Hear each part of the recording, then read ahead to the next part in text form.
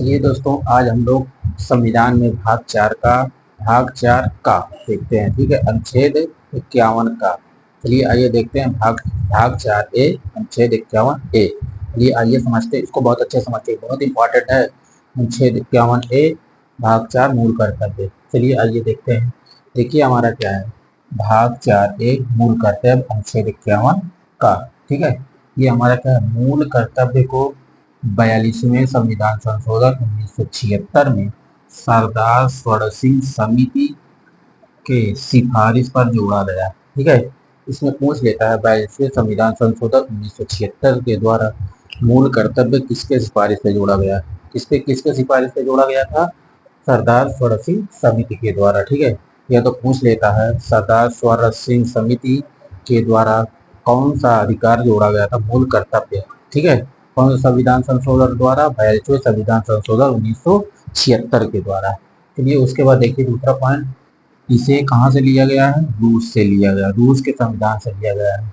मूल कर्तव्य जो है रूस के संविधान से लिया गया है। ठीक है, इसको ध्यान रखिएगा। उसके बाद देखिए तीसरा पॉइंट क्या है, 42वें संविधान संशोधन 1976 के आधार पर 10 मूल कर्तव्यों को शामिल किया गया था। कितने मूल कर्तव्य को?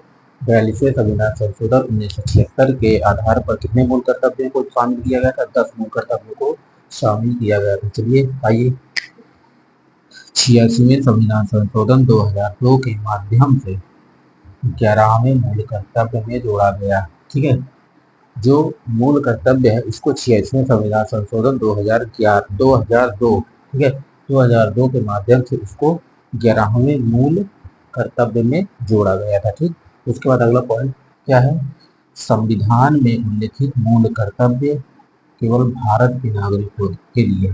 क्या? ये ध्यान रखिए, ये बहुत इंपॉर्टेंट है, केवल भारत के नागरिकों के लिए है। ठीक, जो हमारा संविधान में उल्लिखित मूल कर्तव्य है वो केवल क्या है, भारत के नागरिकों के लिए है।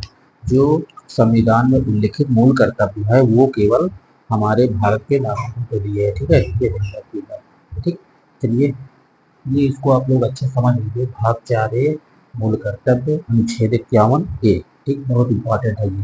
चलिए चलिए इसको आप लोग अच्छे समझ लीजिए, जहाँ भी दिक्कत हो आप लोग कमेंट्स करके बताइएगा। ठीक है।